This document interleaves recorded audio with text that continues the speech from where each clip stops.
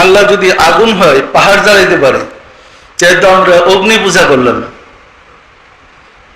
মানে আগুনের আল্লাহরে যদি আপনি সেজদা করেন তো আপনি অগ্নি উপাসক। সম্মানিত আশিক রাসূলেরা, দুনিয়াতে আল্লাহকে দেখা যায় না, এই মতবাদরা প্রতিষ্ঠিত করার জন্য হুজুররা বলেন মুসা আলাইহিস সালাম দুনিয়াতে আল্লাহকে দেখতে পারে নাই, আর আপনি দেখে লইবেন। আচ্ছা, মুসা যে আল্লাহকে দেখতে পারে নাই কোথায় বলছে? কোরআনে কোথাও আছে নাকি? কোরআনে কোথাও আছে মুসা আল্লাহকে দেখতে পারেনি? এই আয়াতের প্রথম অংশ, লাম তারানি, কখনো দেখতে পাবে না।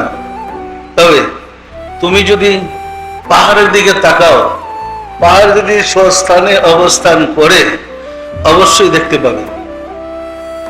পরিষ্কার না? পরিষ্কার না? লাম তারানি বলার অর্থ হলো মুসা আলাইহিস সালামের সাথে আরো কয়েকজন নেতা নিয়ে গেছিলেন। দুইটা মত আছে, একটা মত হলো 12 জন আর একটা মত হলো 40 জন। ওদেরকে নিয়ে উনি গেছিলেন তুর পাহাড়ে আল্লাহর সাথে, আল্লাহর কথা শোনাবেন। যাওয়ার পরে মুসা আল্লাহর সাথে কথা বললেন।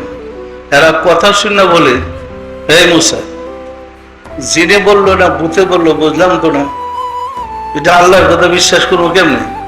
কি করলে বিশ্বাস করবো? যে আল্লাহ চাক্ষুষ দেখলে তার কথা শুনলে বিশ্বাস করবে। এদের প্রস্তাবে মুসা আলাইহিস সালাম বললেন, ইয়া রাব্বি আরিনি, হে আমার প্রতিপালক, তোমাকে দেখতে চাই। এটা কিন্তু মুসা দেখতে চায়নি, ওই যে 40 জন সাথে গেছে এদের কোথায়? আল্লাহ বলেন, লাম তারানি, দেখলে তুমি দেখতে পারো, এই জালেম গুলা, এই কাফের গুলো দেখবে? লাম তারানি, এরা কখনো আমাকে দেখতে পারবে না। পরিষ্কার? এরপরে বলছে, তুমি পাহাড়ের দিকে তাকাও, পাহাড় যদি স্বস্থানে অবস্থান করে অবশ্যই তুমি আল্লাহকে দেখতে পাবে। এরপরে কথাটা, ওয়াকানা আউয়ালুল মুমিনিন, আমি প্রথম শ্রেণীর মুমিন হইলাম। প্রথম শ্রেণীর মুমিন হলো আনতাইবুদাল্লাহ কান্নাকা তারাহু ফাইন লাম তাকুন তারাহু ফাইন্নাহু ইয়ারাক। প্রথম সারির মুমিন যে তুমি আল্লাহকে দেখে সেজদা করো। এই যে নামাজ পড়ি বা পড়েন, তুমি আল্লাহকে দেখে সেজদা করো, প্রথম ক্লাসে। যদি এতটুকু স্তরে পৌঁছতে না পারেন, বিশ্বাস করেন আল্লাহ তোমাকে দেখতেছে, এই বিশ্বাস করলে আপনি দ্বিতীয় ক্লাসের মুমিন। মুসা বলেন, ওয়াকানা আউয়ালুল মুমিনিন, আমি প্রথম শ্রেণীর মুমিন হইলাম, অর্থাৎ আমি আল্লাহ দেখলাম না। দেখলাম না, না দেখে প্রথম শ্রেণীর মুমিন। কি দেখে না? না দেখে। ওই আয়াতটুকু আর পড়বো না, এটা কিন্তু আরেকটা, এই আয়াতের শেষ অংশ। এরপরে যখন দেখতে চাইলেন, আল্লাহ যখন আসলেন, তোর পাহাড়ে অবতরণ করলেন, নামলেন, আসলেন, বসলেন। এরপরে তোর পাহাড়টা টুকরা টুকরা হয়ে গেছে। আয় হেরে, কি যে শিখলাম, লেখাপড়া করে আল্লাহই ভালো জানে। আপনি এখনো তোর পাহাড়ে গিয়ে দেখেন কিচ্ছু ক্ষতি হয় নাই। এটা ছিল পাথরের পাহাড়, সোনালী রং ধারণ করছে, আল্লাহর নূরের আলোতে পাহাড়টা আলোকিত হয়ে গেছে। কিন্তু কিতাবে পড়ছি তোর পাহাড়ে যখন আল্লাহ নামছে, এটা টুকরা টুকরা হয়ে একটা টুকরা গিয়ে মক্কায় পড়ছে। ওই তোর পাহাড় মিশরে গেছে মক্কায়।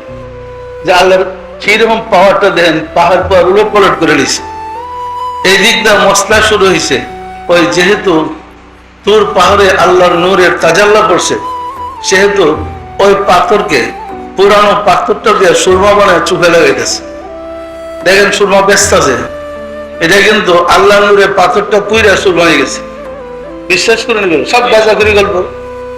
তোর পাহাড় সস্তানে এখনো বহাল তুলতে আছে। তবে পাশের পাহাড়টার চেয়ে তার চারপাশে যে প্রতিবেশী পাহাড় আছে, এটা হলো দ্বীপপুঞ্জ, চারপাশের অনেকগুলো পাহাড় আছে। ওই পাহাড়ের মধ্যে এটা 5 কিলোমিটার উঁচু। ওই পাহাড়ে আপনাদের বড় হুজুর গেছে, আমার বড় ছেলে, ছোট ছেলে তোর পাহাড়ে গিয়া ওইখানে জোহরের নামাজও পড়ে আসছে। যে জায়গায় আল্লাহ নাম ছিলেন, ওইখানে একটা মসজিদ আর একটা মন্দির আছে। পরিষ্কার না? পরিষ্কার না? পাথর আনছে, আমার এখানে রুমে পাথর আছে। ওই পাথরগুলা সোনালী রং, দামি পাথর, অনেক মূল্যবান পাথর হয়ে গেছে, কারণ আল্লাহর নূরের তাজাল্লায় ওইটা আলোকিত হয়ে গেছে। পরিষ্কার? সূর্য উদয় এবং সূর্য অস্তের সময় মানুষ যখন ওইখানে দৃশ্য দেখতে যায়, এই যে পুরা পাহাড়টাই সূর্যের কিরণটা পড়লে স্বর্ণের মনে ঝিকঝিক ঝিকঝিক করতেছে। আর আমরা এখান থেকে শিখতেছি পাহাড়টা পুরা ছাই হয়ে গেছে। আছে বাস্তবের সাথে কোনো মিল? এটা কি মন গড়া ইসলাম না? ওই ইসলামী কয় আল্লাহকে দেখা যায় না, তোর পাহাড়ে আল্লাহ নূরে জ্বলে গেছে। আল্লাহ নার না নূর? আরবি নূর শব্দ হলো জ্যোতি, আলো, আর নার মানে আগুন। আল্লাহ যদি আগুন হয় পাহাড় জ্বালাইতে পারে, যেহেতু আমরা অগ্নি পূজা করলাম, মানে আগুনের আল্লাহরে যদি আপনি সেজদা করেন তো আপনি অগ্নি উপাসক, আগুনের পূজা করলেন। আল্লাহ কি আগুনের না নূরের?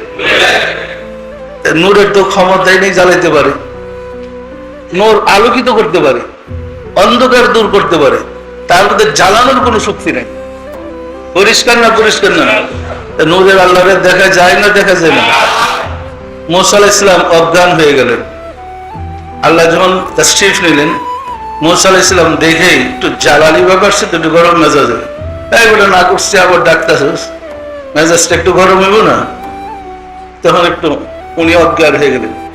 আর ওই যে বাকি 40 জন লিডার সবটি মরে গেছে, ময়ের আগে ছিটপট হয়ে পড়ে গেছে।